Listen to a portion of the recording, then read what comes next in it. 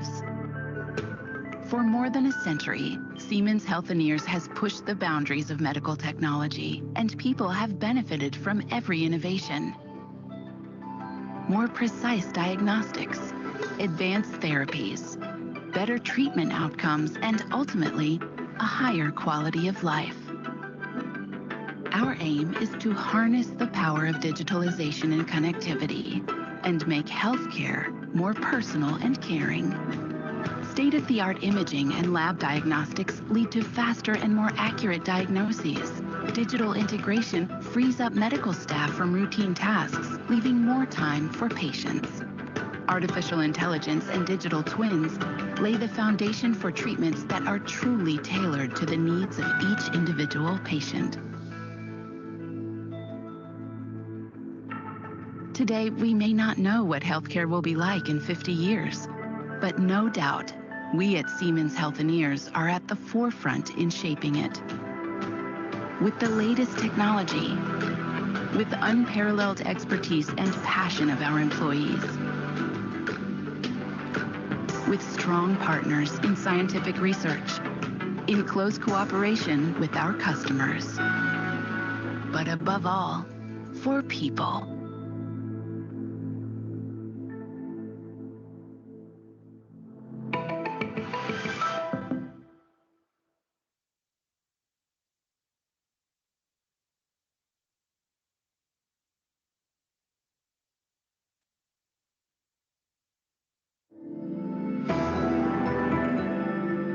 When will the next pandemic occur?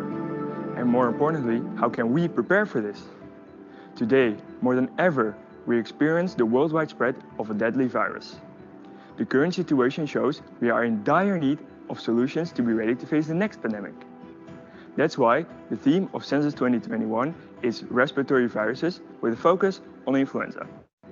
To keep track of the virus, we need to measure its presence in individuals and the population. Measurements which can be done quickly, easily, and at any location with biosensors.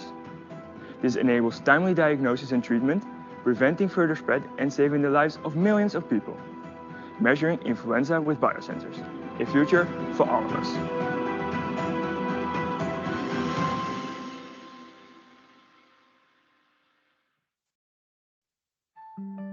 At Micronet, we design, develop, and produce state-of-the-art devices for microfluidics and MEMS applications for distribution all over the world. Our products include a broad range of chips in various sizes, as well as complete wafers. We have the capabilities and processes in place to develop tailored solutions from design to manufacturing. For example, a microfluidic chip in a cartridge generates accurate quantitative results within minutes. You innovate constantly to stay on top of the market. Micronet can provide you with crucial core technology parts for your products. For an optimal solution, we offer you a selection of just about any material or combination of materials. Glass, polymers, silicon, or even hybrid combinations of these or other materials. Together with you, our expert engineers devise a solution that meets your needs, taking functionality, scalability, and cost into consideration. Our flexible processes occur in our ISO-certified production facilities in the Netherlands and Germany. For example, we can include surface functionalization, such as spotting picoliter amounts of biomolecules.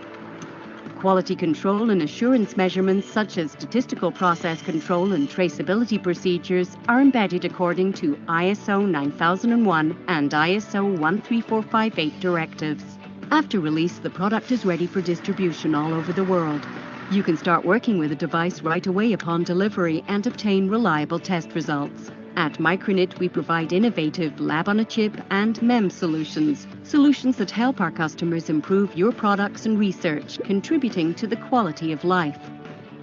From idea to design to large-scale production, at Micronet, we're ready to accept your challenge.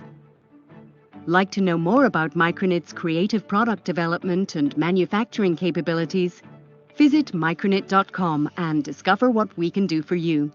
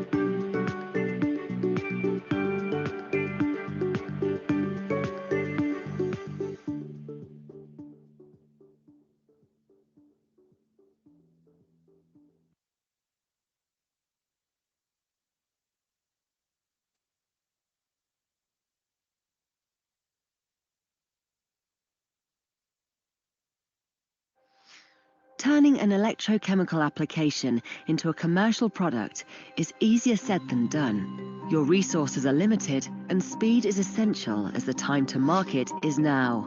Our OEM Potentiostat products allow you to translate your sensor application quickly into an end-user device.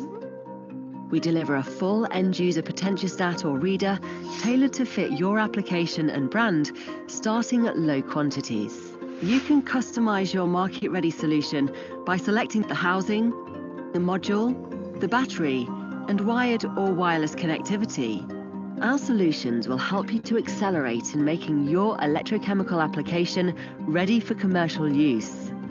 PalmSens can deliver a custom app for your sensor application, or you can make it yourself using our software development kits and code examples. Contact us for more information or visit our website, palmsens.com/OEM. A molecular biosensor is a compact device that measures specific molecules for informing us about health and disease. The measured molecules are called biomarkers. A biosensor operates on a sample taken from the body, for example, a drop of blood, or it can be worn on or inside the body for giving continuous measurements. The most well-known biosensor is the glucose sensor, which measures the concentration of glucose in the blood or in the skin. This is very helpful for patients with diabetes.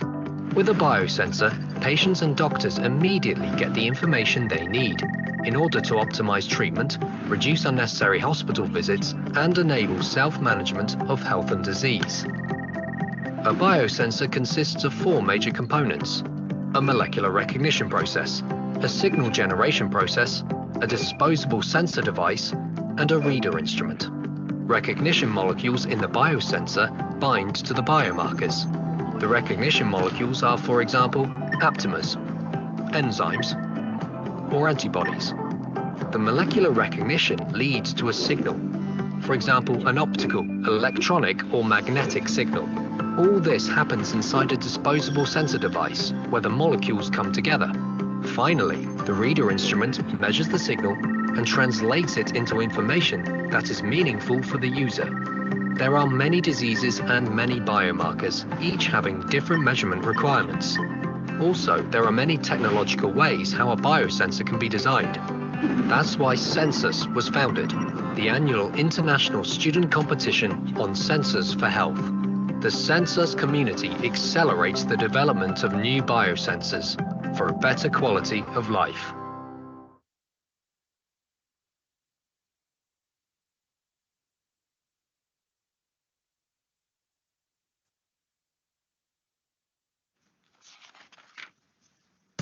You. Yeah, you. What are you going to do next? Be like your mom and dad, or never anything close to that? Be a suit-wearing business guy, or hell no, never ever be one of them.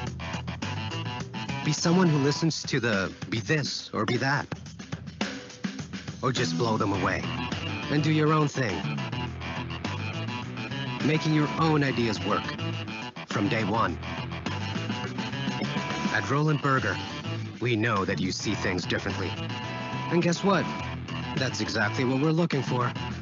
We know that you're ready for the world. Is the world ready for you?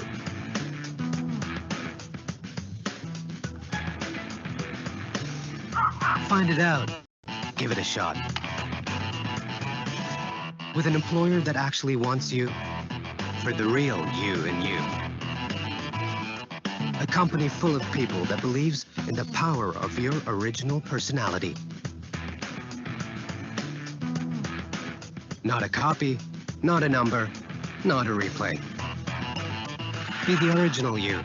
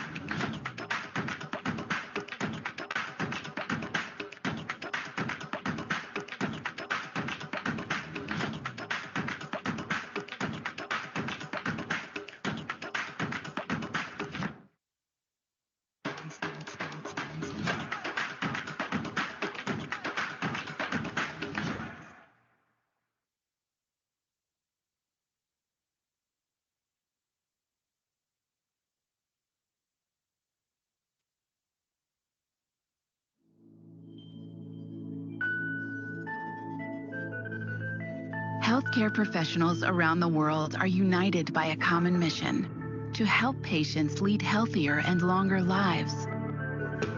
For more than a century, Siemens Healthineers has pushed the boundaries of medical technology, and people have benefited from every innovation. More precise diagnostics, advanced therapies, better treatment outcomes, and ultimately, a higher quality of life. Our aim is to harness the power of digitalization and connectivity and make healthcare more personal and caring. State-of-the-art imaging and lab diagnostics lead to faster and more accurate diagnoses. Digital integration frees up medical staff from routine tasks, leaving more time for patients. Artificial intelligence and digital twins lay the foundation.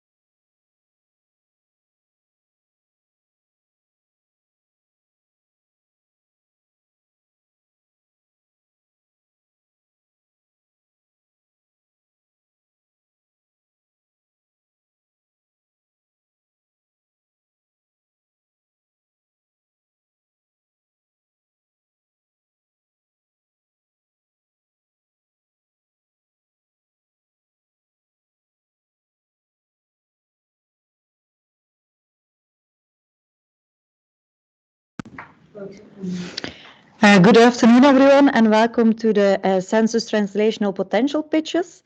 In this time slot, we will see 5 teams that will deliver their pitch. Every team will receive 4 minutes to the actual pitch, followed by a Q&A session that will last around 10 minutes. Everyone that has a question, please use the raise your hand button in Teams, and then I will coordinate who can raise their question, and we will enable your microphone. So today we will start with Team Influegens from the Glasgow University. Finley, I believe you will kick off the presentation, so I'll give the floor to you. Hello, yes. Matteo will actually be kicking off the presentation, but it's both of us giving the presentation. Here he is. Hey guys. Finley, can you share your screen, please? Yes. Cool. Feel free to talk amongst yourselves in this time. We're just gonna. Awesome. Finley, you good? Yep. Sweet. Okay. Who here has been this man? Not super fun, is it? But the reality is that regular testing allows outbreaks to be contained by limiting the opportunities for infectious individuals to go unnoticed. Nowhere is this more important than in care homes, since care home residents have a far higher incidence of mortality from respiratory conditions than the general public. For this reason, seasonal influenza outbreaks disproportionately affect care homes. Now, there are a lot of reasons for this. The residents are, as I'm sure you'd probably imagine, quite elderly. They often have other health conditions, and they have a lot of close contact with their carers and other residents. However, on top of all these problems is the fact that there is no routine influenza testing for members of the care home community. The only time a member of the care home resident community will be tested is to confirm a preliminary diagnosis by a medical professional. In this case, they will have a swab taken by a nurse, who will then send that swab to a general practitioner, who will then forward that to a specialized lab for analysis. As you can see, the long duration of this process means there is a substantial window in which the resident can pass on their infection to other residents or staff. Adding to this problem is the fact that care home staff, who are believed to be the primary spreaders of influenza, are not tested at all. So, the gap in the market is clear, but is the market of sufficient size to prove that it is viable? We believe so, since our calculations suggest that the revenue derived from selling to the 17,600 care homes in the UK will be sufficient to recoup our initial investment within 2 fiscal years. From there, we will start the next phase of our development plan, which will be to supply the 9,000 general practices and 1,200 hospitals of our country's National Health Service. We've confirmed the growth potential of our business by combining our pricing information, as you can see here, with the number of tests carried out in care homes, as well as influenza-like illness consultation data from general practices and hospitals. However, our vision for the future is not merely about our company. It's about the planet. The environmental burden imposed by the healthcare industry is significant. To give you some context, you know those COVID-19 tests you've all done? A single one of those tests generates 37 grams of plastic waste, about the weight of a slice of bread. On top of this, 97% of this waste is incinerated, which, as I'm sure you're all aware, is far from ideal at a time when curbing emissions is critical. At Team Influigens, we're offering a groundbreaking alternative to single-use plastics by implementing a reusable cartridge-based system. After being used to test a patient sample, the cartridge is heat-treated at 95 degrees Celsius in water, and then washed with urea to remove any remaining reagents. After that, the cartridge can be used a further 7 times before the ability to produce reliable results is compromised. Sounds too good to be true? Well, we should also mention that our biosensor uses aptamers, which, since they are composed of DNA, are much cheaper to produce en masse than antibodies or other detection agents. As such, not only can we produce a cartridge that can be used 8 times, but we can also meet our growth requirements by selling at 35% of the current market standard. By paying attention to such details now, we aim to help transform healthcare establishments worldwide into the forward-thinking organizations that will truly thrive in the 21st century. Thank you for listening. Any questions? Thank you, Finley and Matteo. So anyone that has a question can raise their hand. And I believe that we have 2 dedicated jury members that have prepared a question, so maybe we can start off there. Let me start with Lee Kwan Hung.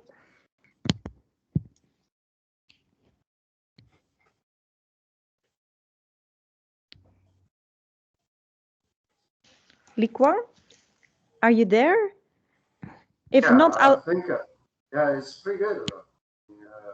I don't have any specific questions. Okay.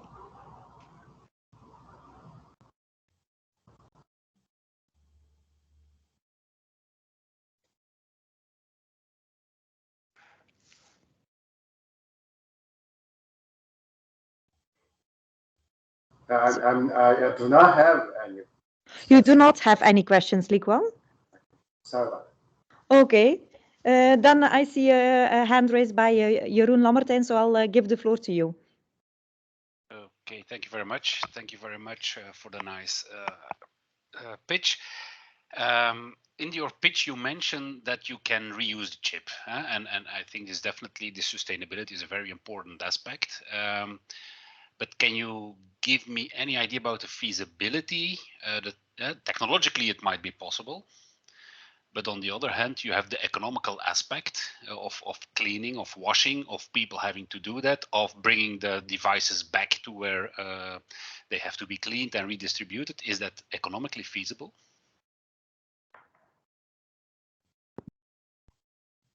Gabriel, do you want to take this one? Yeah. I was just trying to unmute myself. Sorry. Yeah. So we have actually considered this throughout the whole design process, because we're fully aware that in technology, sustainability cannot really come with too high additional costs. Technologically, we have looked at it is possible to reuse the cartridges up to 8 times, which we have estimated based on studies that we have found on these similar aptamers. I believe also my colleague Hasita has something additional to mention about this, if you could unmute.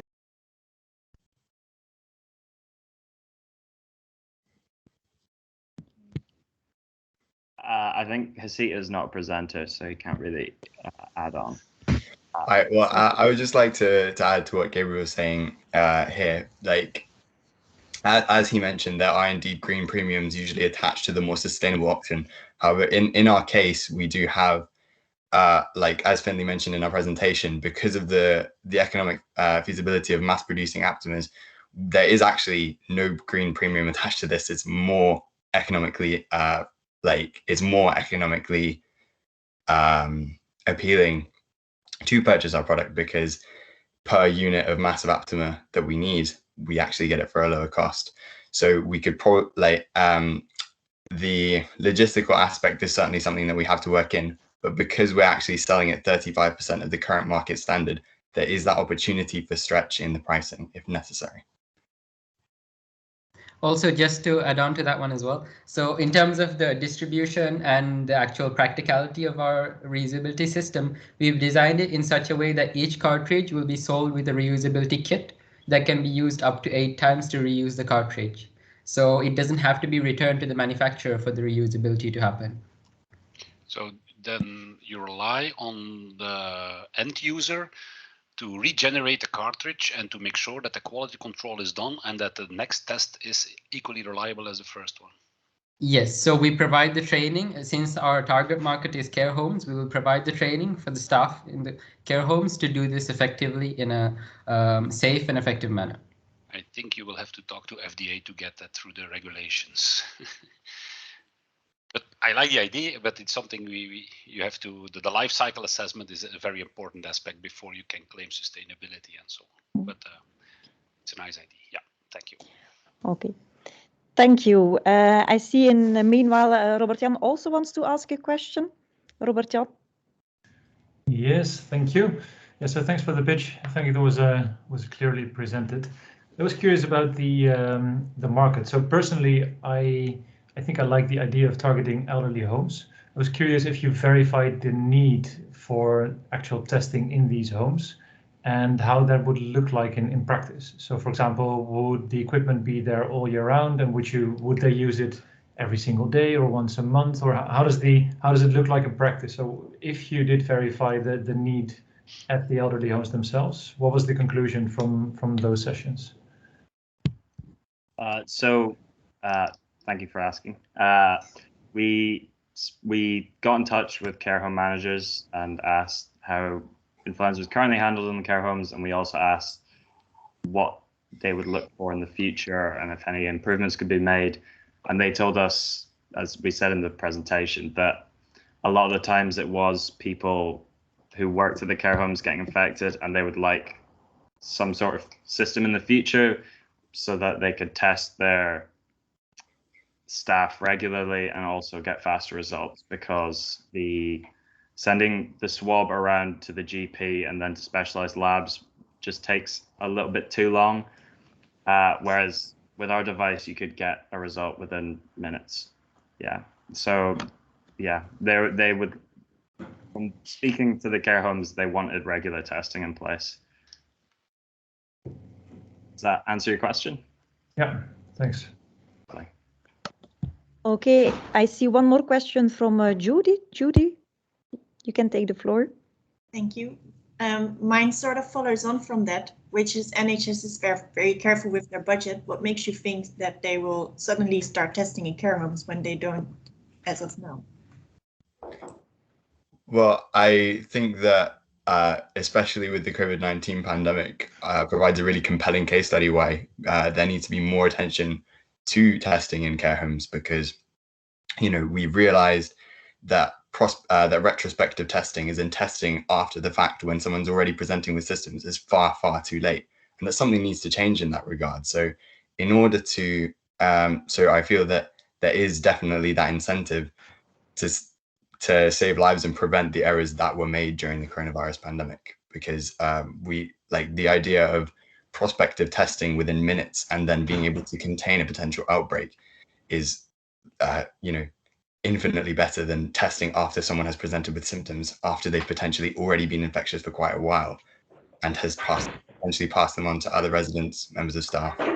So our solution is really so much better than the system that exists now. In fact, there is no system that exists now. Our system is just much better.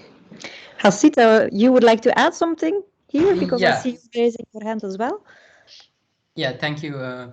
So basically, just to add on to what Matthew said, and your question being that the NHS budget. But in fact, we have in our research, we found that the NHS is also looking towards testing hospital staff for influenza regularly within the next coming influenza season, purely because of the COVID-19 pandemic, because they want to be able to differentiate between the two viruses. So we're hoping that if we are able to provide an economical and efficient system using our technology, they'll be compelled to provide this regular testing for care homes as well.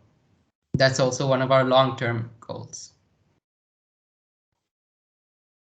Does that address your question, Judy? Does that? Okay, thank you. Any other questions? I do not see any hands raised. We have a few more minutes, so then I'll take the liberty to ask a question myself.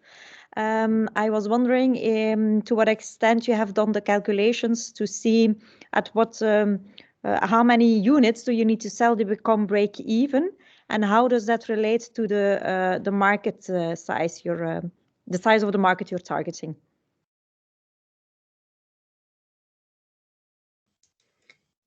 Finley, do you want to take this one? Yes, we did do the calculations. I'm sorry, I can't quite remember how many units it was, but we looked at selling to all the care homes in the UK and selling them one sensor each, because obviously it's a cartridge, it's reusable, and then obviously selling them cartridges over time. So we would make our money mostly on the cartridges.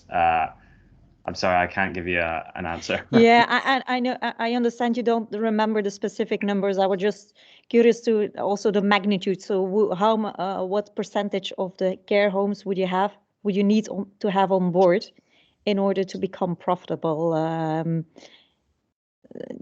we talking about 5%? Are we talking about 60%? Because that's of course a big difference in a market penetration strategy. Probably be talking about around 60%.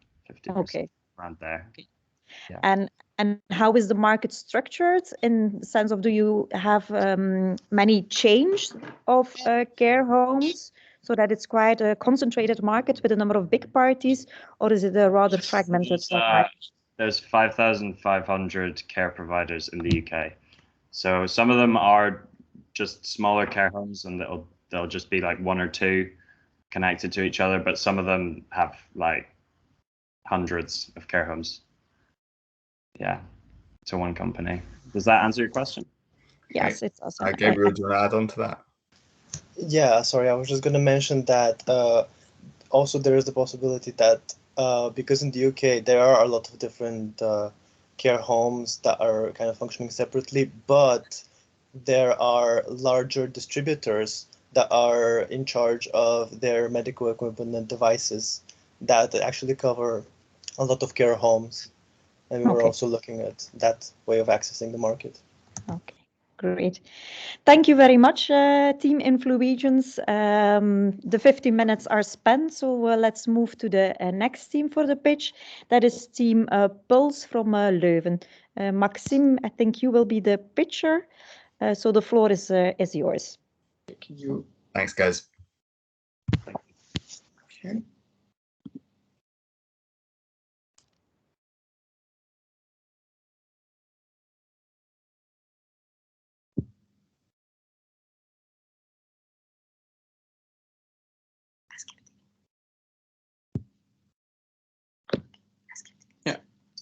Is it gonna go bigger? It's not going bigger. All right, can everybody see my screen? Or Yes. all right, ladies and gentlemen, welcome to another live stream. Unfortunately, thanks to COVID. Unfortunately, pandemics can happen again, influenza, for instance. But Pulse can help prevent this. Allow me to show our business plan. Influenza has more consequences than meets the eye. Linked to the health issues it causes, it also has significant economic effects. These are caused by unknowingly spreading the virus on the work floor, productivity loss, increased cost, and employees being absent. And of course, this all results in a revenue loss. But what if this happens in a company with a critical function where employees are hard to replace or full attentiveness is required? Imagine air traffic controllers or port workers. It's clear that this sector benefits from regular testing and taking the right preemptive measurements. But how can this be achieved? This is what Pulse has to offer through our docking device and cartridge. Our cartridge and device in conjunction with a smartphone proves to be a profitable concept. Using a smartphone as a readout system allows us to keep costs as low as possible, while also being versatile, user-friendly, and the data not being lost. In our value proposition, we have two main stakeholders, the companies in the critical sector and the data users. The company in the critical sector gain a valuable tool to reduce financial loss, while the data users get to work with unique data, granting them a competitive edge or leading to scientific insights. Now let's talk business. Our strategy consists of 3 phases. In the first 2 years of the first phase, it's aimed to finalize the concept and finish the clinical trials. While in the final year of this phase, it's aimed to enter the Belgian market. This would be in 2023. The low amount of data and the low amount of data sales are reflected in its price at this point in time. Second phase, in 2024, it's aimed that the Belgian market share increases to 5%. However, here it's important that there is a data volume increase. As a result, the price rises and data becomes progressively more important to our revenue stream. The final phase will also span multiple years. It is aimed that in the first year, 2025, the product enters the Benelux market, while in the final 2 years, it's aimed that the Benelux market share increases. This will all result in a market size increase, and this allows us to upscale the production volumes. Through this upscaling, we can lower our production costs, and this is something we can actively pass on to our customers by lowering the price of our docking device to 30 euros. Moreover, it's believed that in this phase, the data will become more versatile due to continuous growth, leading to new financial options and markets to explore. Next, our commercial plan, an overview of our partners and how we hope that they can help us achieve our dreams. In our financial plan, it's important that we start out with 2.5 million euro seed capital and that we plan to break even after 5.5 years. Moreover, by the end of 2027, we aim to have 10% of the Benelux market share. However, Pulse is a company with a vision. One of those is to increase our global presence by starting distribution in countries in the Southern Hemisphere. Moreover, we would like to do more research and development to design cartridges for different pathogens. And finally, we would like to install centralized testing hubs in pharmacies to offer our products to the greater public. The mind has exactly the same power as the hands, not merely to grasp the world, but to change it. Thank you for your attention. Thank you very much, Team Pulse, for this pitch. Just as with the previous pitch, anyone that has a question can now raise their hand in order to pose your question.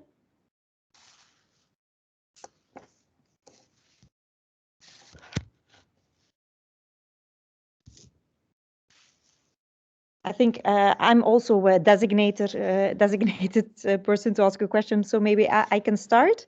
I was wondering, so how to use the biosensor within the companies, not the actual handling of the test itself, but what policy to imagine that a company can use. So how often would they test? Would the testing policy be like in flu season, we test every Monday? Or how do you think a company can most effectively use those testing to reduce absenteeism? Yes, that's a very good question. I think a good frequency to test would be, for example, twice a week, depending on the flu season. However, the testing policy is something that is best discussed within the company itself and with its internal prevention organ, because every company structure, of course, is different and they know best how to apply this. In regards on how it avoids absenteeism, it's important that when someone tests positive, that the right preemptive measurements can be taken. For example, this could be social distancing or wearing a face mask. But moreover, our device would be able to detect the virus while the person is still in the incubation period, meaning that he's not contagious yet, which would also drastically reduce the spread of the virus. And here in Belgium, I'm Belgian as well, so I know there's a difference, for instance, with the Netherlands. If people are absent from work, we need a doctor's notice. So if an employee does a test and they're infected and therefore they have to stay at home for a number of days, they still would need a confirmation of the doctor, I suppose. So how will you handle that? Of course, the GPs are always a very difficult route to pursue, especially in Belgium with the regulations. But of course, our test is just an indication, and it would also be necessary to still, for example, if there are symptoms that get out of hand, that they go to a doctor to get medication as well. So we believe that in that sense, the positive test and then the visit to the GP are still both bit mandatory. Okay, so as a company, your policy would be to do the recommendation. You cannot not start working today. Please go to the GP to follow up on it, something like that. Yes, exactly. Okay. So advice to have a follow-up. Yes. Okay, thank you. In the meanwhile, I see also Judy has a question. Yes, if I may. I read in your proposal, if I'm not mistaken, you also wanted to sell some of the data. Is that correct? And I actually have two questions. One is, how will you deal with the data privacy aspects of these sort of things? And the second one is, why would anyone buy it if the WHO already has a lot of flu surveillance data?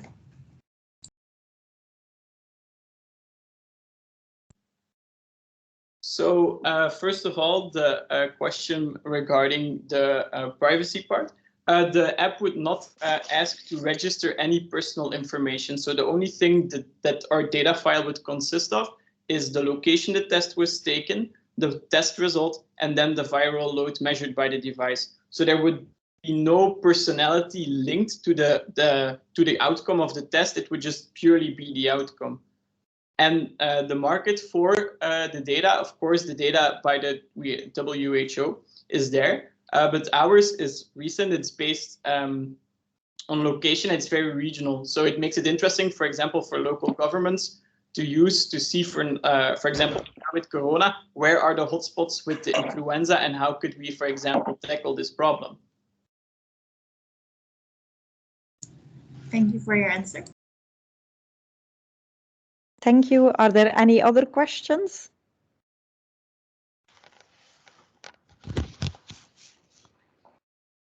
If not, I will step in again. So when addressing the employers, who will I assume that they are also the paying customer, or will you also have the insurer reimburse the test? So at this point, we actually only looked at sitting together with companies as they offer it to their customers without any reimbursement, for example, from the government or insurance. But this is something we could definitely try to achieve in further parts of our business plan.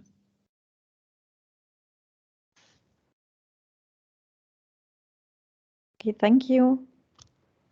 Any other questions at this moment? Also from the audience, because up until now, I mainly hear questions from the jury members. Arjen? Angela has a question. Sorry. A little bit curious about your stakeholders. So your first target would be businesses and companies. but this is very risicoful. Sorry, risky. If they don't want to, take your product. Do you have any other stakeholders that you would like to target in the meantime as like a backup plan, or what market segment would you tackle then? So to elaborate on your question, you mean that we, in case our target that we chose now as a primary market, if we cannot achieve that one, which other one would we choose? Or yes, that's exactly my question, because it's very risky to direct only to companies if they're not interested in your product, for instance. Yeah, so for now, for example, we're only targeting companies in what we call a critical sector. So it's high risk if someone falls out or hard to replace employees. And then in that case, for example, we could just open up the pool to the companies that we would target. So we start targeting low risk companies as well that might be interested, that now fall with out of our scope, of course. And maybe what about like healthcare sectors, or that's the companies you mean, or the high risk companies, or anything about those kind of yeah, like hospitals, for instance, or patients, people at home-based testing? Home-based testing would eventually one day be the goal, but that's why we talked about, for example, the centralized testing hubs in our future vision, because the only problem with the smartphone readout now is that you need the docking device with a built-in filter and such to do the readout. And that's why home testing at this point in time, with the vision we have right now, we don't not know how feasible that is. And that's why we were hypothesizing about installing the centralized testing hubs in pharmacies, so that the customer, or like the greater public, the people at home, do not have to buy this costly docking device themselves, and that they just have to pay the chip. So yes, in case of that our envisioned market right now would not work, we could just change our business plan towards the centralized testing hubs and try to target the greater public that way. Okay, thank you. Thank you, Maxime. In the meanwhile, we have one more question from Jeroen. Hey, Maxime, I'm not going to judge the quality of the presentation. I'm too closely related, but okay, there's a huge similarity with the corona and so on.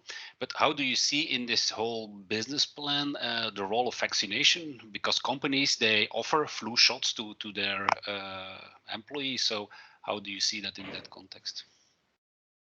Of course, Prof. Lamartine, that is a very good remark. However, the problem, or not the problem with vaccinations, but there's two aspects we have to consider. One, vaccination cannot be enforced by an employer, and the threshold to do a self-test is probably lower than getting vaccinated. However, in the case that people get vaccinated and are willing to get vaccinated, there's also the problem that sometimes, because we only use a trivalent vaccination at this point, or quadrivalent vaccination, that the strain that is most abundant is not in the vaccine and still causing disease. So even when there is a vaccination program going on, it would be beneficial to still use the test, because you have people that do not want to get vaccinated, or that the vaccine is not effective that year for the strain that is most abundant. Okay, thank you very much. Thank you. I think we have just a few seconds left, so let's close it off here. Thank you very much, Maxime, for your pitch and your answers. We can now continue with the third team of today, that is Team Alexos from Portugal. Hello, do you hear me well? Yes, Philippa, I can hear you. I am going to share my screen.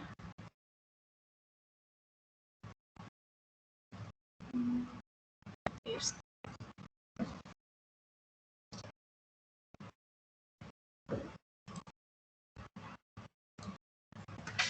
Are you seeing my screen? No, we lost the video. We can only hear you. No, yeah, now we have a screen.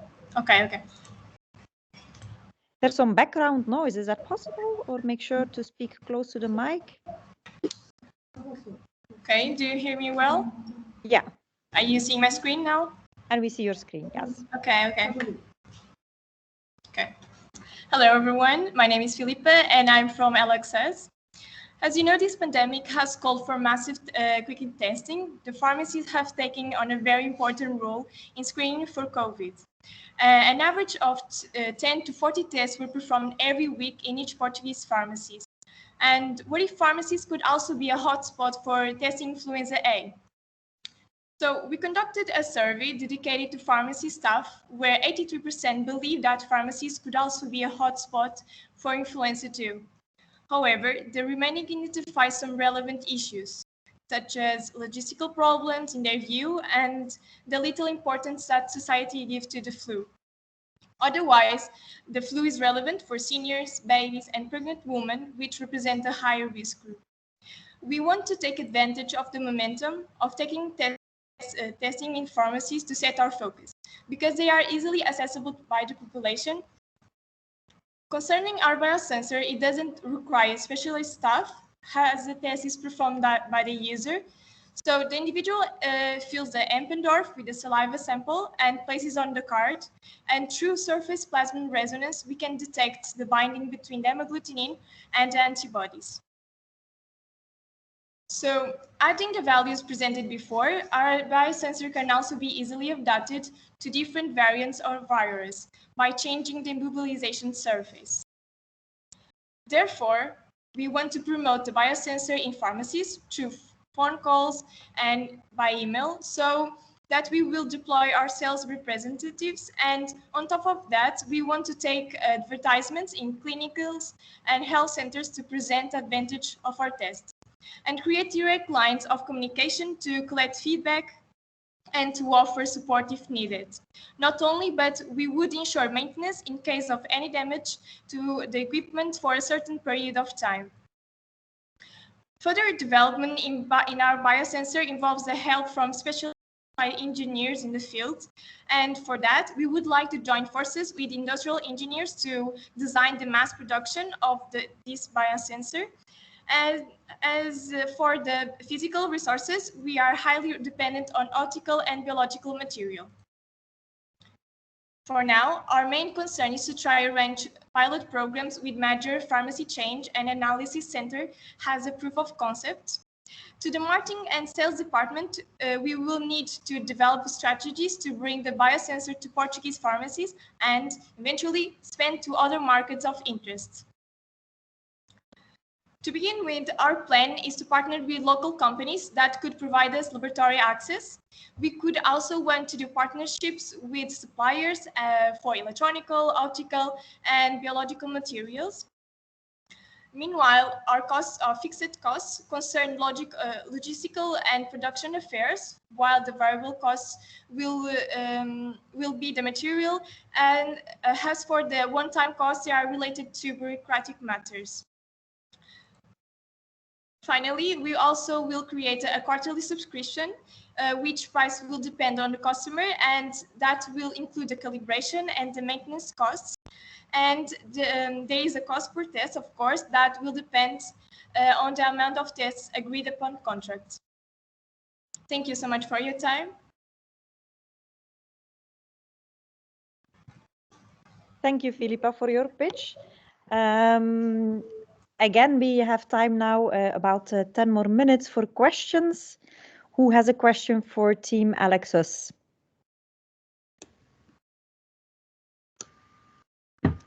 If you do so, please raise your hands. Let's start with Toon Stilma. Yeah, hello. Thank you, Filipa, for a very nice presentation. I was just wondering, you really put an effort into using the pharmacies as one of your main channels to distribute this product.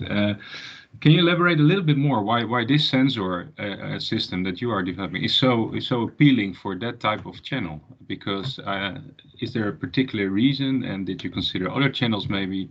But what does your product make so good, especially to be deployed into those pharmacies? And make them willing to use it, then obviously.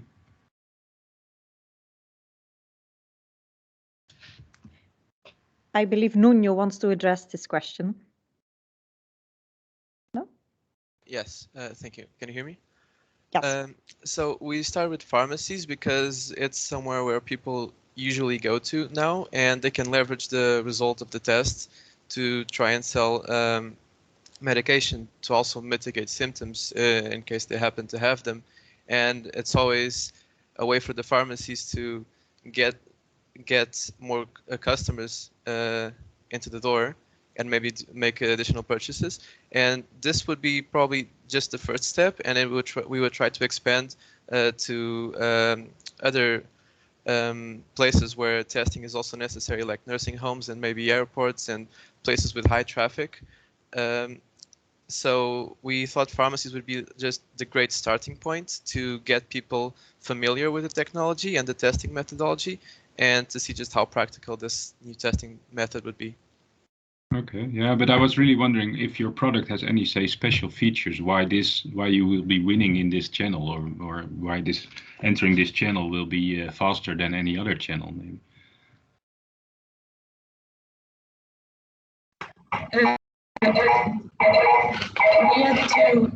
We had to pick a survey with pharmacies, and when we tried to contact them, the best way was to even go there or send emails. That's why we chose those channels to reach pharmacies. I don't know if that's what you're asking, because it was the fastest way to get them. So we believe to sell our biosensor, the channels would be almost the same, and it would be important to have a sales representative to sell it and show our biosensor and its advantages. All right. Thank you. Thank you. Then we move to Jeroen again, who also has a question for Team Alexos. Yeah, actually, my question was very much in line with the question of Toon. Okay. What would be the incentive for the pharmacist? Because you say, okay, and was happy with the answer of Nuno. Okay, you bring them in the pharmacy, and then they might buy other products. I'm not necessarily sure they will buy some medication, anti-flu medication, because at the moment that you still go to the pharmacy, you don't feel terrible, I guess, and yeah, you will not buy this anti-flu medication. But the question is, do you go for this test to the pharmacy and then you buy other products, or do you come in the pharmacy, you see that there is a test and you run the test? Would it be better to have it in a general warehouse, for instance, that you next to the counter, let's say, that you can buy that test and run it at home? Well, as a first step, we thought the pharmacy is also a relatively controlled space, so we know there's not necessarily what kind of people go there, but the state of mind where people go. I'm probably not explaining myself too well, sorry. But give it a try. Pharmacies would only be the first step, and even if they don't make profit by selling the test itself, where we expect them to make profit, we could use this as something to get governments also interested in testing, not only for influenza, but for any other diseases. And this would just be a proof of concept of generalized testing in pharmacies, and then we could expand to parapharmacies, or just have this kind of apparatus in different places. But as I said, pharmacies would only be the first step, and the business model doesn't change too much depending on where we would place the equipment, because the key here would be logistics and the cost per test that we can give the end consumer. So yeah, so pharmacies are only just the first step in a much larger process of getting people more familiar with generalized testing and trying to make them comfortable with this probably new reality where there will be some diseases where we'll have to test regularly. Okay, thank you. Any other questions for this team? If you do so, please raise your hand. I also still have a question for you. So if I got it right from your presentation, so I know you will have a subscription-based revenue model. So I was wondering what motivated you to decide for a subscription-based revenue model. And secondly, I also understood from your presentation that the price for the subscription would vary depending on the type of customer. Is that correct? Or please clarify and explain why. Yes, that's correct. It would depend on several factors. So one of the factors would be the scale of the number of tests we would have to provide. So if you have to provide 10 tests, or if we would have to provide 10,000, the scale here would influence the price of each test. So that's one of the influential factors. And then it will also matter if we just sell to a pharmacy chain, for example, where they can integrate our tests in their logistics network because they know how to optimize that for their pharmacies, or if we would have to distribute our tests from pharmacy to pharmacy.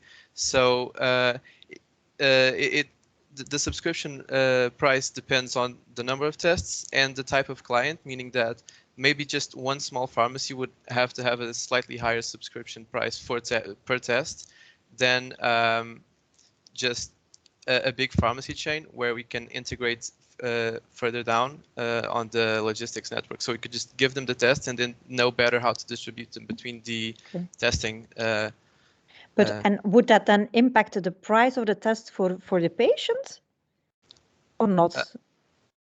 We would have to see how much, what the margin is on each test to correctly answer that question, but hopefully not. But if it does, it wouldn't be too much, I think. Okay. And why a subscription-based revenue model and not, I don't know, a fixed price, a lease model, whatever other revenue model you could have chosen? From our understanding, companies really like predictable expenses and predictable cash flows. So this would be a way for them to know sort of exactly how much they would have to spend per quarter on tests, or how much they would have to pay to get the return on their investment. So this would just be a way of seeing how many companies would be susceptible to this model and see if the hypothesis of predictable cash flows and expenses really works, or if we would have to readjust our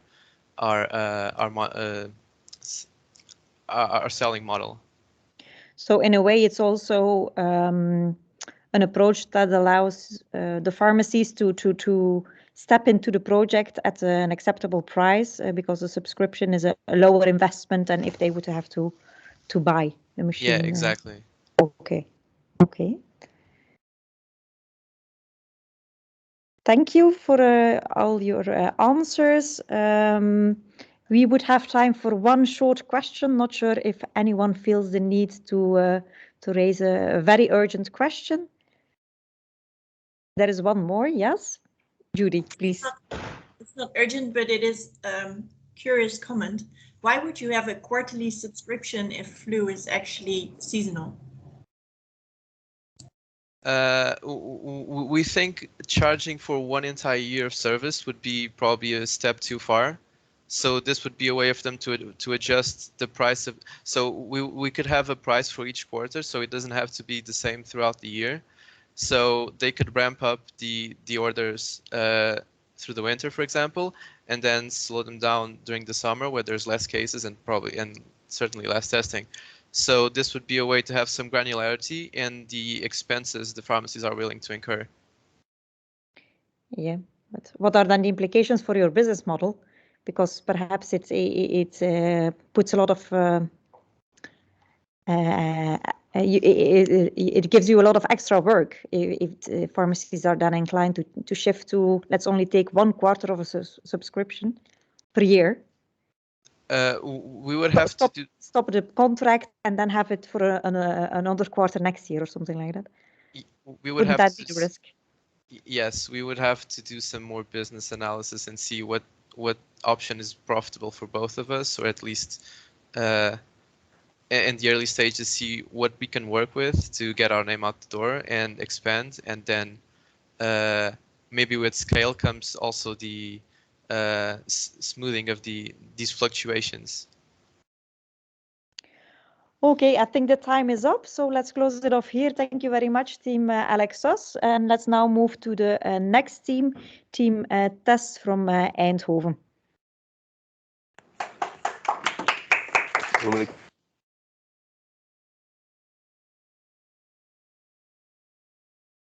Maurits, you're still muted. Yeah, I'm trying to get the screen. Can you see the presentation? Yes, we can. Nice. 1 moment. Still fine? Yes. Okay, let's go. Okay, did you know that every year on a global scale, between 3 and 5 million severe cases and 290,000 and 650,000 deaths of influenza are caused by influenza? This is a huge societal challenge, and we aim to apply our biosensor to tackle these problems. My name is Maurits Overmans. I'm representing Team Test from the Eindhoven University of Technology, and let me show you the translational potential of our biosensor. First of all, we identified the key drivers of the market. The first key driver is the increasingly aging and vulnerable population globally. Second of all, we need better transmission pattern monitoring on a global level. This also means better data management and big data improvement on the transmission pattern monitoring. And lastly, or thirdly, we need to have the better transmission pattern monitoring to improve the health resource allocation, to take the right measures. Nowadays, we are looking at the rapid influenza diagnostic testing market of around $392 million US. It is a growing market, and it is increasingly growing with around 7% each year. In order to enter this market segment, we need FDA approval. Among all the requirements needed, we need to reach at least 80% sensitivity for our biosensor. In order to illustrate the use case of the biosensor we offer, in the TRD, you could find two customer journeys, one for the risky population and one for larger gathering. In this slide, I try to combine both customer journeys, and I will show you the pandemic in different phases with one use case and a stakeholder involved. In the awareness phase, we need to monitor the start and end of the influenza season. This is important for municipal health services in order to track the right, to see when the influenza season starts and to allocate the vaccination strategy. In the consideration phase, we need to protect the high-risk population. The health insurance companies are stakeholder involved in this aspect. Looking at the widespread application of the biosensor, we need to stimulate quarantine and social distancing. The stakeholder involved is the entire society here. And if the first three stages are not done correctly with the use of the biosensor, we end up in the treatment phase. If the biosensor is used here as well, we try to prevent or reduce the hospitalization, and the stakeholder involved are the hospitals. Lastly, we want to detect unexpected as well as unusual events, for example, vaccination failures or large transmission patterns before or after the influenza season. In order to create those use cases, we have come up with a couple of unique selling points. We offer a very simple and elegant biosensing principle, and these lead to the following unique selling points. We have a very robust and cheap method. That's the first one. The second one, we offer parallelization. So in one measurement, we can detect multiple strains of viruses, or we can detect multiple samples of different people. And lastly, if we move forward, we can change the antibodies on the surface as well as on the particles to detect different strains, different viruses, or other diseases if we want to use this biosensor. So it is a very interesting platform we offer. In order to scale up and to go to the market, the biggest asset we can offer is the team itself. So the people within the team and the ideas we have, so the intellectual property. But in order to grow, we need to find partners. Partners for investment, partners for expertise. And we need to improve on all 5 levels of the 5P model you can see on the right side. So product, place, price, promotion, and people need to be improved in order to get to the market. Below you see the companies they have sponsored us, and we need to find out partnerships to create a win-win situation moving forward. In terms of the financial viability of the biosensor we offer, you can see the selling prices on the left-hand side. The device will be sold for $595 US and the chip for $9. This will be the price point up until the point of the first target market, so the 10% of the Dutch market share. We start off in the national market in order to get the proof of concept right. After that point, we align the resources, promotion, and the manufacturing options to scale up to the global market. The global market is a highly fragmented market, and the resources needed need to be focused on getting to the 1% global market share and afterwards to the 10% market share in order to become a key player in the point-of-care testing biosensing market. And therefore, we are confident that together we can make every test count. Thank you. Thank you very much. So who has any questions for team tests? Please raise your hand. We had two designated jury members for team tests. That was on the one hand David Fernandez or Sven. Did you prepare any question for team tests?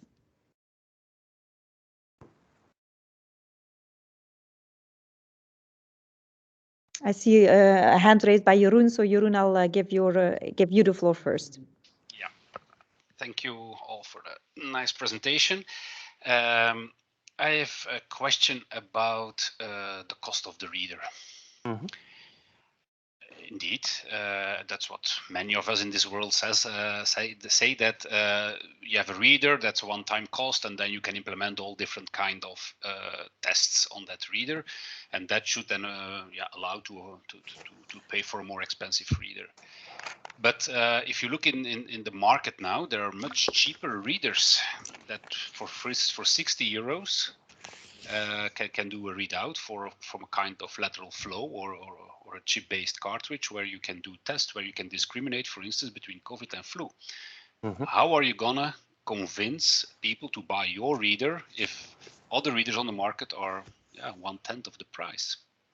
Yeah, so the price point is listed now. It's around $600 US, and that's where we need to scale down or scale up the manufacturing to get to a lower price point. So up until now, the prototype we manufactured was around $1,200 US.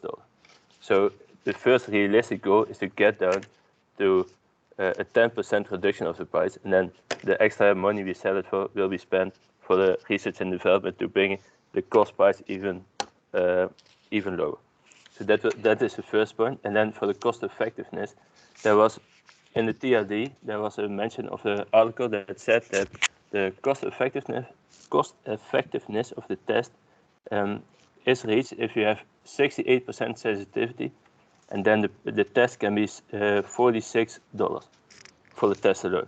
So in general, if you have a large festival or if you have a municipal health services, depending on the infrastructure they have, then you divide the test done by the biosensor, and then you come up to a price point around there. But it is dependent on the infrastructure offered at the festivals. Do you understand it right that the cost of the test would be then around 40-50 euros? Yes. Who's gonna pay that? It's the threshold for making it cost effective. So we are trying to get lower than that. So realistically, we need to find the partnerships who can help us in the manufacturing point so that we can scale the production up a lot more to bring the cost down.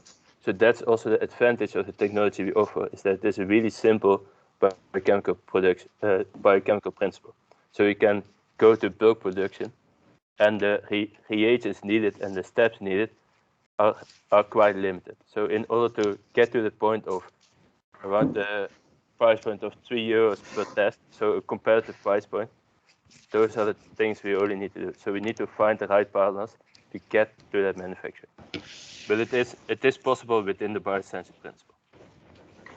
Yeah, but that's a sales price.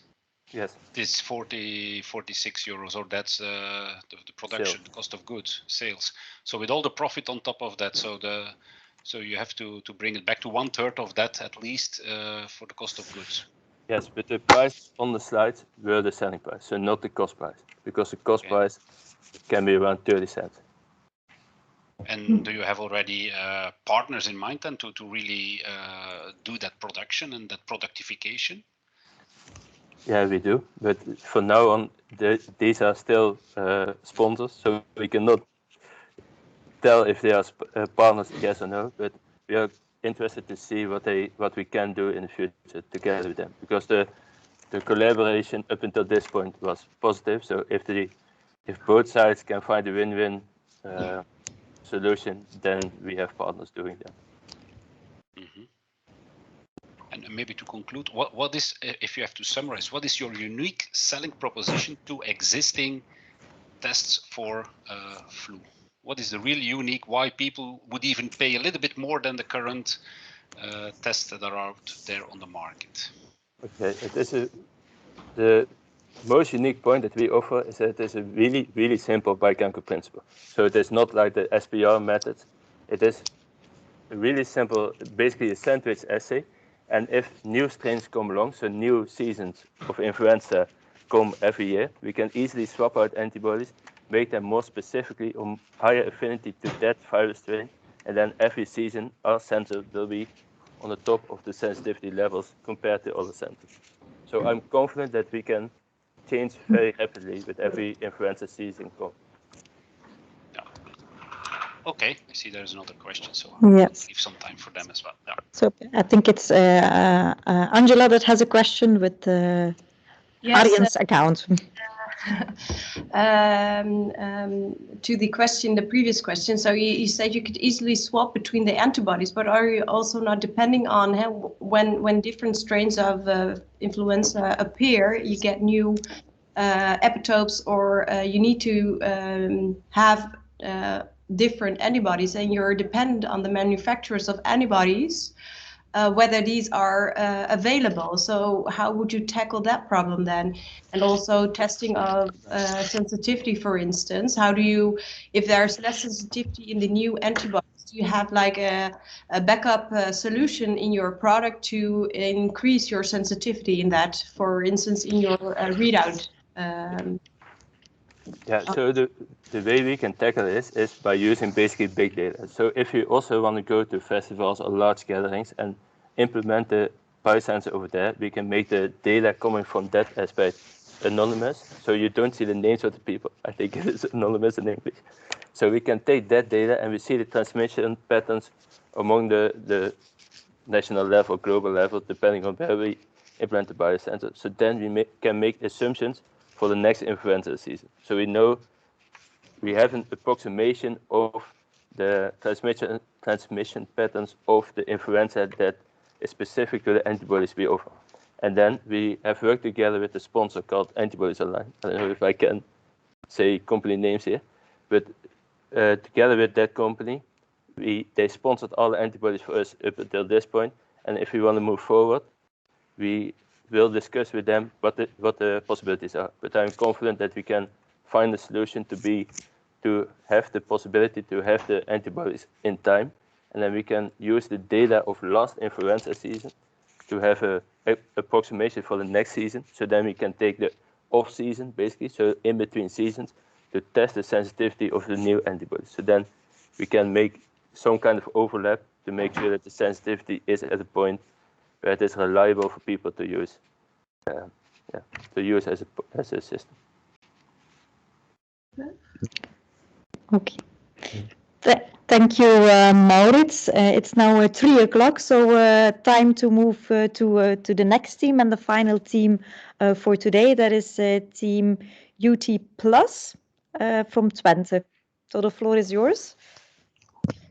Yes, thank you. I'll upload my presentation. Yes. Let's see.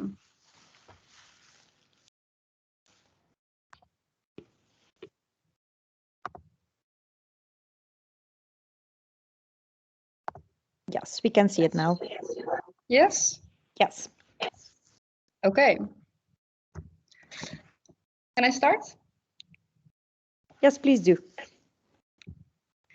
Everyone has experienced the burden of a fast-spreading pandemic the past year, and also the need for rapid testing to contain the spreading of this virus. Our challenge was to design such a rapid test for influenza A in this case. Experts believe that this will be the next pandemic. In the past century, we have experienced some pandemics already, ending with the pandemic in 2009. But an important fact to remember is that influenza A originates in wild waterfowl and is then spread through animals, especially through pigs, and then to humans. So this means that before the virus is transmitted and spread through humans, it's first transferred through animals. So this makes it only logical to focus on this step first. So this is what our approach is. We will first develop a biosensor to detect influenza A in cattle, and it's actually quite feasible. We've talked to Marie Weiler from the venture capitalist Cottonwood, and then according to her, there are approximately 36 million pigs. When we look at Netherlands and Germany, our neighboring country with a similar work culture and also a similar environment. And it's also quite feasible because we have national regulations, which are also less strict than for humans. In parallel, we will research a human device, and it's actually quite a nice approach because we can use the improvements from our veterinary device, and also our research device can gain revenues while the research is going. And once we have fine-tuned our device, we can implement it in the EU as a whole because of EU-wide regulations. And this is actually a suggestion from Keshe Madura. He's a medical device development expert from the University of Twente. The current method for influenza A testing would be PCR. And we talked to Gerdien van Schaik. She's a veterinary medicine professor at the Utrecht University, and also she works in GD Animal Health, which is a research facility in the Netherlands.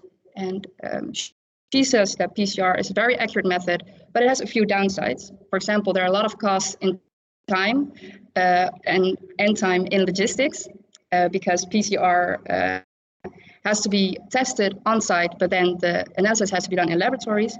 And also the analysis costs a lot of money and time. So that's why we decided that PCR is not the most optimal method. Our biosensor has a lot of improvements in cost, time, and digitalized data. The costs when we implement our biosensor now will be about 10 to 20 euros versus the 40 to 50 euros of PCR. And eventually, when we can scale up, our biosensor can be as low as €1 per test. Also, the time of our biosensor has to be proven to have an analysis time of 15 minutes compared to the 24 hours of PCR testing. And also we provide on-site analysis. So this actually saves a lot of cost and time in logistics. Lastly, we provide digitalized results communications, which is not only very useful to communicate the test results to the tested, but we can also make a centralized database, which can actually be very useful for an organization like GD Animal Health, but also for the GGD in the Netherlands in the case of humans.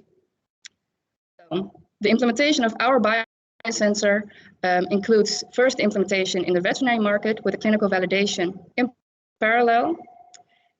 We have fast implementation in the Netherlands and Germany because we start in the veterinary market, and then we can enter the EU market with our human device. And our next step will be to expand outside of the EU, for example, to the USA. And with this approach, our microring resonator, flu pandemics will belong to the past. Thank you very much. Thank you very much for the final pitch of today. Again, 10 more minutes for questions. So anyone that has a question, please raise your hand so we can give you the floor. I see a lot of reactions, so that's always a good sign, I would say. Let's start with Angela with the account of Arjen. I'm just saying that for administrative purposes, sorry. Sorry, this time it's me. Sorry.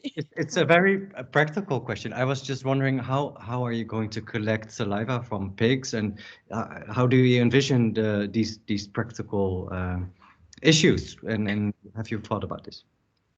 Yeah, that's a good question actually, because of course, can you hear me clearly? Yeah.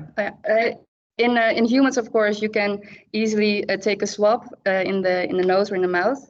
And I actually talked to Gerdien van Schaik about this, and she suggested that we have some kinds of ropes for the cattle, and they chew on the ropes, and that's how you would collect the saliva from those animals.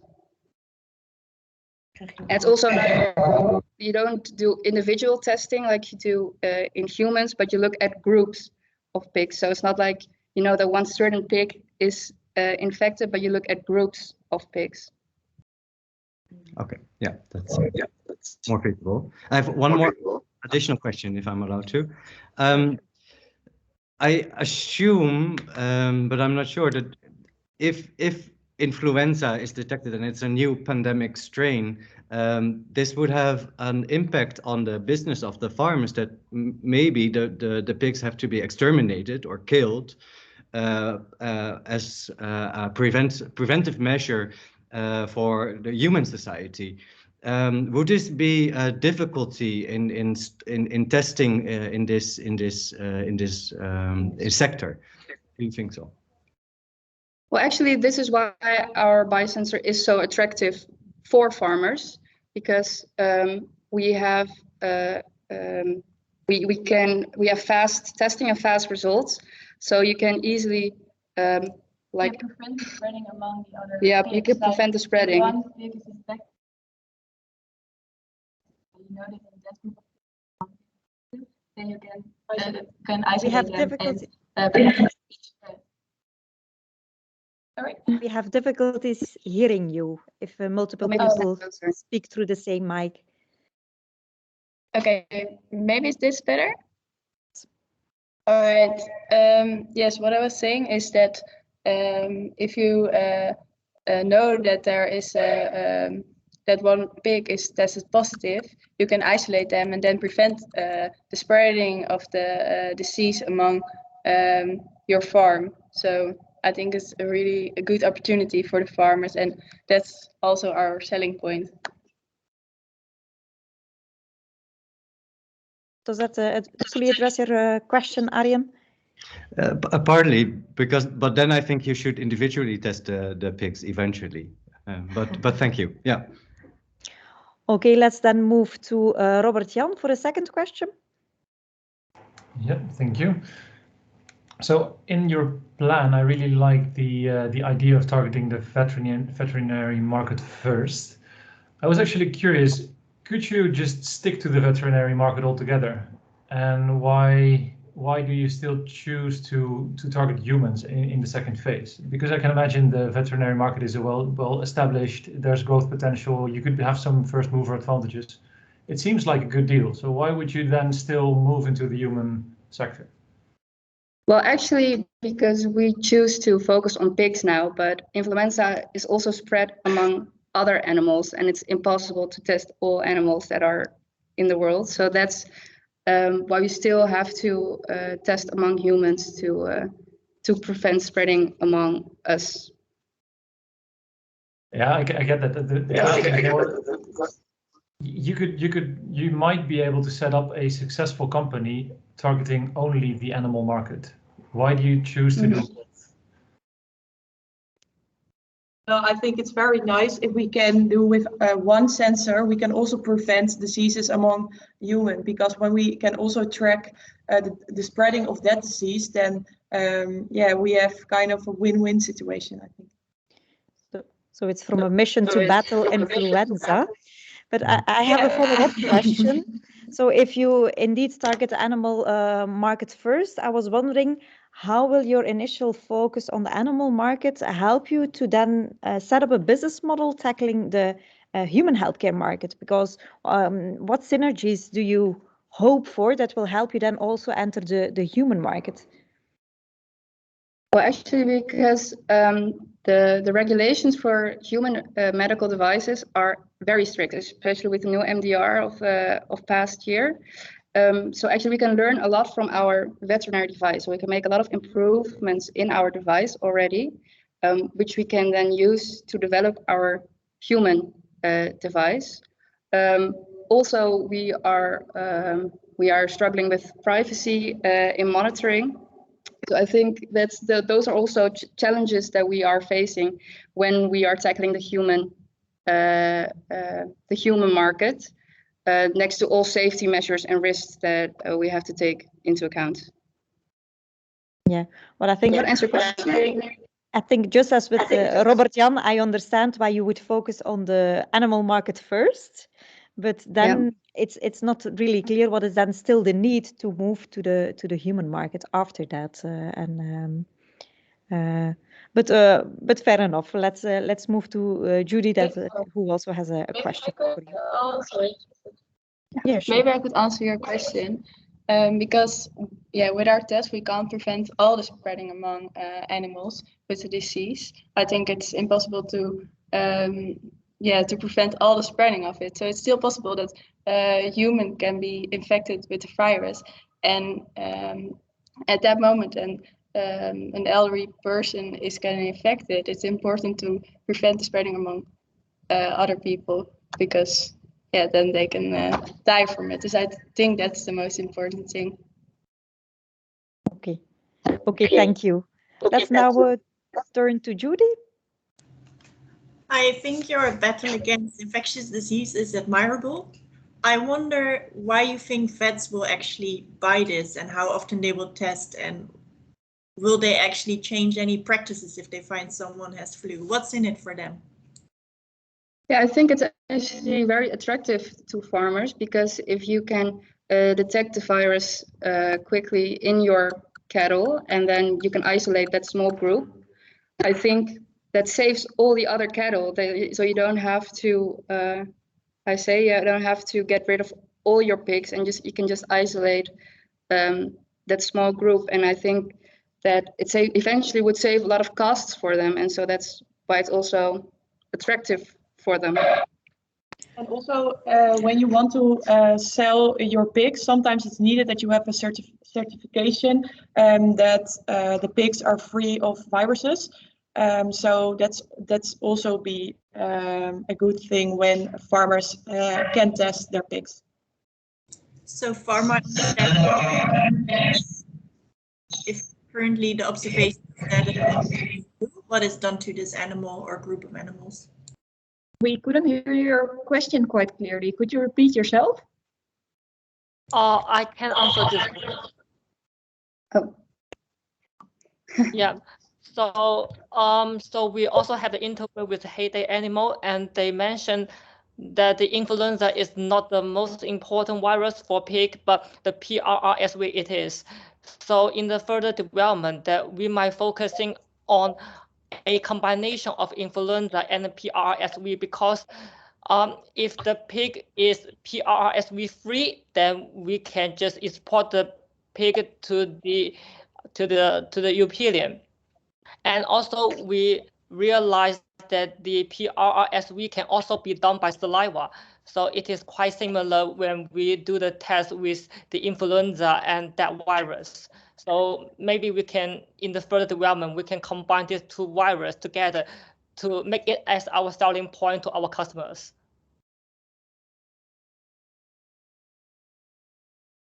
Did that address your question, Judy? Because I think many of us missed your question, so somehow they got it right? Or?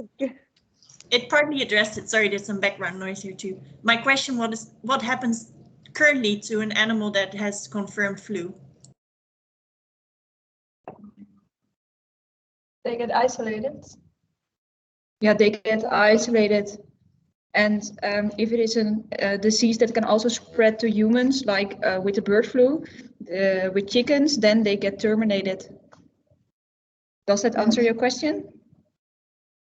And how often do you then think farmers would have to test their animals to slow down the spread of the disease?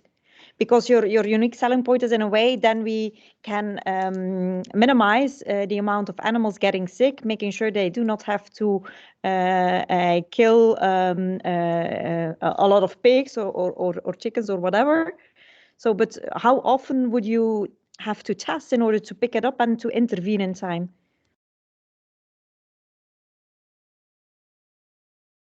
And is that then still feasible for or viable for the farmers?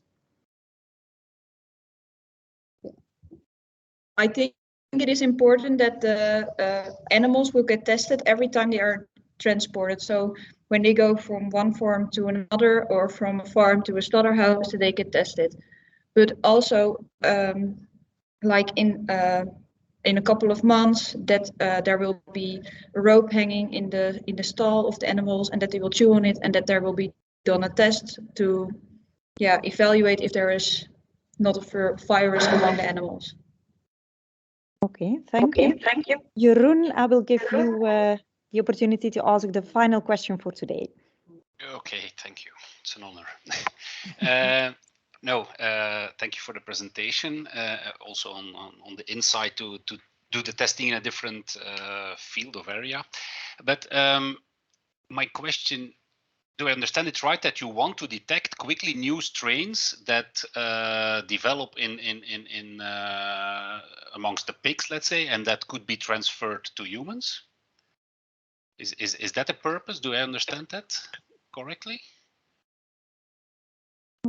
Yes, it is the purpose, but also the purpose to already make revenue while we are busy with the human device. Yeah, with the human device. Yeah.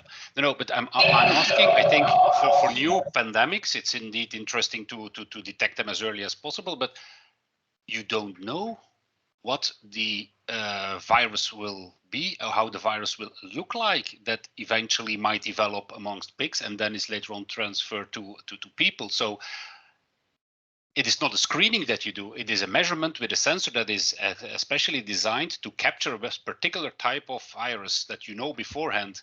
So isn't PCR better actually to discover new types of viruses? And it's the same like with the coronavirus now. There might be a Delta, an Epsilon, whatever variants, but with the traditional lateral flow sticks, let's say, we will not discover them. With the PCR, you can do that. Can you comment on that? I think the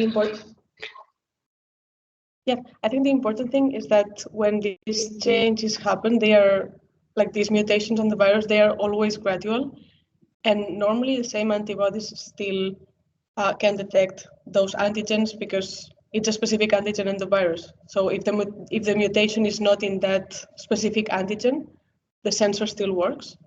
So this way we can still keep track of the viruses even if they have small changes. But besides that, one of the good things of our sensor is that it's easily tunable with different antibodies. So if it would reach a point where the virus mutates so much that the antigen would not be the same, we change so much that the antibody would not recognize it anymore, we can still change the antibody and do still use the sensor. We can tune the full sensor for the new virus. Yeah, and also our sensor can test for multiple viruses, and PCR has the disadvantage that you can only test for one virus at a time. Do not fully agree with that last statement. Multiplexing in PCR is definitely something that is possible, but okay. Thank you. Okay, thank you very much, Team UT+. We have spent all our time, so I'm going to close off the pitching sessions here. I would like to remind the jury members to make sure to fill in the pitch scores in the Google document, so we can calculate then overall who will be the winner, of course, of the Translational Potential Award. And then as a jury, we will also discuss the grades at a quarter to 4. So we will, so for the jury members that are here, we'll meet again in a different meeting at a quarter to 4. Thank you very much to all the teams that were present here today for giving a good pitch, and we'll see you then in the ceremony where we will announce the winners. Thank you all. Yeah, thank you.